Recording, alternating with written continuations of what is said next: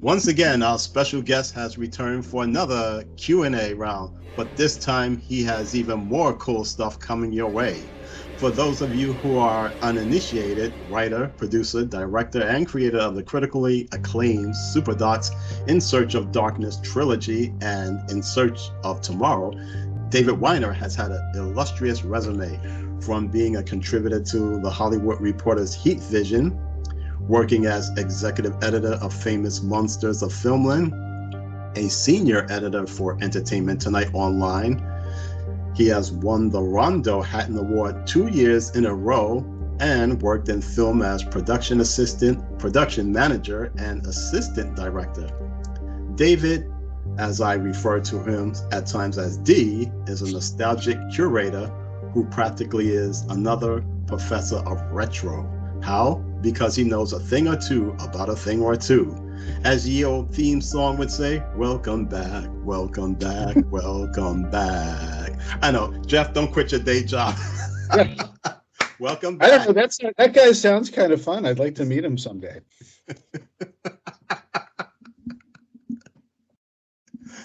Anyway, my friend, I'm intro. I appreciate. I need to live up to that guy that you just described. But it's always good to be back, and I appreciate the stuff that you put together on Optic Nerve, and it's good to talk to you again, Jeff. Well, thank you. Anyway, let's get to business. So let's talk about your latest projects. In particular is the insert. One in particular is the In Search of Tomorrow book. Easy for you to say, absolutely. Yeah, I did a long-form documentary about 80s sci-fi movies, In Search of Tomorrow.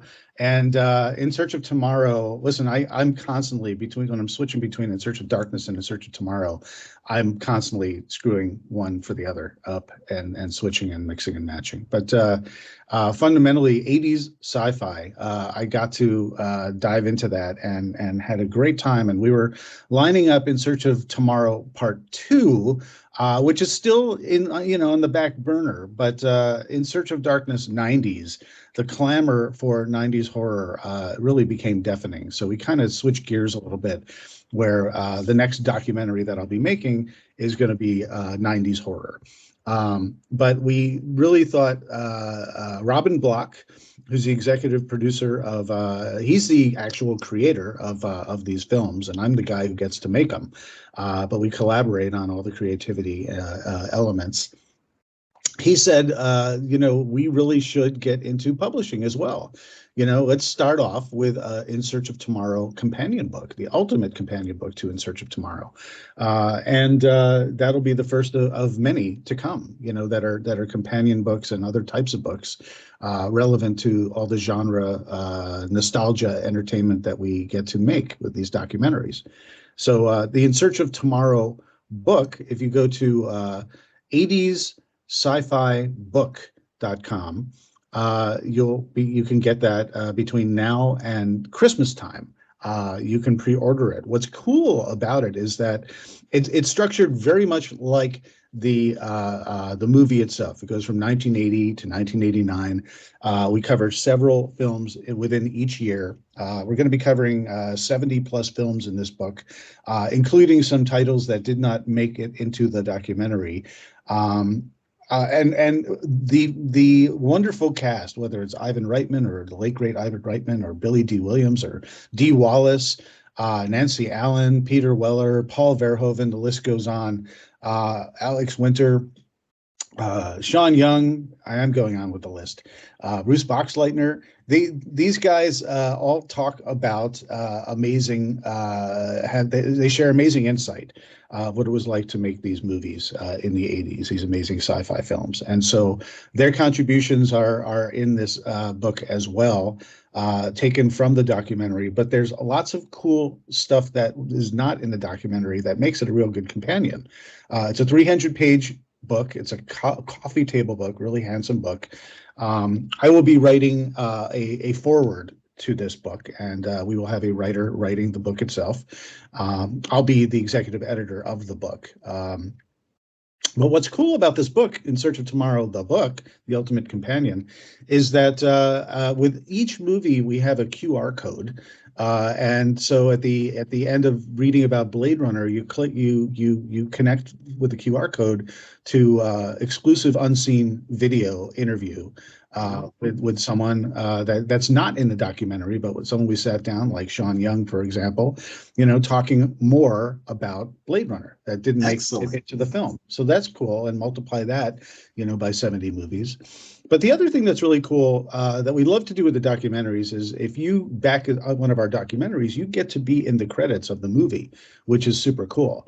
So we're doing a very similar thing and then some with these books and with this book, In Search of Tomorrow, where if you're a backer between now and Christmas time, you will get to be in the credits of the book, like the end credits of a movie, but you're there, in print permanently. But one additional thing is you can elect to either pick one of your favorite movies and write a small recommendation, memory of why, say, Blade Runner or RoboCop or Aliens or Back to the Future, what you think is great about it. And you get to be in the book on the page with your quotes. Now, if you don't want to pick a very specific movie, but you want to just talk about how the decade was very important to you, you could do that as well on a memories and dedication page. And so if you write about your memories, about what's so cool about that era and why it's special to you, or you could choose to make a dedication to a loved one, who's around or who's not around, who really influenced you. You could personalize this book and it gets immortalized on your bookshelf. And I think that's a cool element that we've added to this that makes it special and unique. Well, it definitely is a deal maker. I love the idea that it's very interactive, from scanning the QR codes and video uploads on your phone or other device, and especially to write your own little thesis or based on your experiences from a certain movie. That would, as far as I know, that's never been done before. Yeah, I don't know any book that's allowed you to do that, but you can just say very innovative. You could write about, hey, Blade Runner, it's past 2019. Where's my flying car? This captured my imagination like no other film, and I return to it often. And then it's signed with your name, so we know whose thought was sharing that pithy little observation. Super cool. I think it's a real fun idea. Well, my co-hosts, Asimov and Go-Go, are definitely fans of Blade Runner. So am I, of course. And I'm sure that they'll add a few, probably like a paragraph. So. Yeah, well, it's limited because we do want to, have multiple people sharing their thoughts. So before you get excited about a full paragraph, it is limited. But all the details are there. With what you can do and how much you can write and so on and so forth. And just, for the audience, we all love Blade Runner, but listen, I know there are fans out there that love Mac and Me and Howard the Duck and Galaxina and Saturn III. And so you could write about that as well. You could be on those pages. Well, that's true. It is a diverse crowd out there. Yeah, my friend Bob, he loves Howard the Duck, and he hates the Disney Marvel films. So me and him go back and forth. Yeah, listen, there are great things in Howard the Duck. Listen, let's not go on a whole tangent on Howard the Duck, but that movie, for all its flaws, is really kind of a time capsule of the era. Whether it's the shoulder pads or the big hair of Leah Thompson, or definitely Leah Thompson. Right? Listen, I should just stop there. Peak 80s Leah Thompson. That's all you need to know, and that's the reason to see it. I mean, I have a confession to make, D. My heart was broken. I don't know if I'm going to air this, but maybe I should. Well, for those who've seen the first In Search of Tomorrow documentary, I saw the poster zooming, as I call it, the roulette wheel of movie posters. Mm-hmm. I saw the poster moving close to Transformers, the movie. I'm like, yes.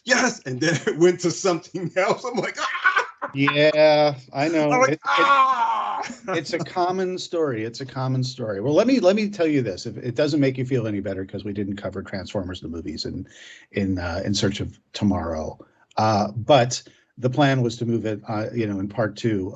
If it makes you feel any better, I was going back and forth trying to secure Peter Cullen to sit down and talk about that film and other stuff as well. I don't know if you know, he was like he made he also made like the sound for Predator and all that kind of stuff like that. Oh, that I didn't know. Yeah, he's done all sorts of, he's just a vocal artist, and we could not get the stars aligned with it, and so I made a difficult choice to just push it to the next film. The problem is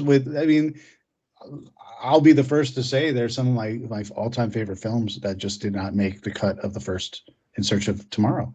And I even had spoken all about them with certain people. I mean, I have the material, but you run out of time. You run out of time. Logistic issues. I'd still be making that movie, part one. If I wanted to have all the stuff I wanted in there. So apologies, and I am sorry for disappointing you with the roulette wheel in the sky. No, that's understandable, but yeah, Transformers the movie was like my Disney, like, because you say these kids, oh, I grew up watching Bambi and such Peter Pan. No, to me it was Transformers the movie, because it was definitely a rock opera from the likes I'd never seen before. I have yet to watch the Rocky Horror Picture Show, but it was I had that experience, like, wow, especially during one scene where where the ship is infiltrated by the Decepticons, and they're playing in the background instruments of destruction as you see all our favorite Autobots get massacred. Ooh, it was so dark. That is the movie that actually got me into listening to the heavy metal genre, metal music. Yeah, it's real influential film, even in very advanced storytelling. It's not just like a kids TV show. A lot of people dismissed it as, it's the kids TV show in the movie theaters. But it went deep and it went dark, and it influenced a whole generation. And so it is a movie that definitely deserves its due properly, and hopefully I could do that in the future. But so yeah, definitely this book should be a day one pre-order. If you're a fan of science fiction, which most of us are, and especially if you appreciate the decade that defined pop culture, the 80s. Yeah, check it out. Check out go to the site. There's a cool trailer that gives you a look at what the book is going to look like. And just go to 80s sci-fi book.com, and between now and Christmas, you could do it. You can pre-order it. And it's we're intending to get it to everybody in the springtime. And what else was I going to say? If you get it as a gift for someone, we have a cool digital certificate that you could give to them in lieu of the book itself, which you would have to wait for the spring. Definitely cool.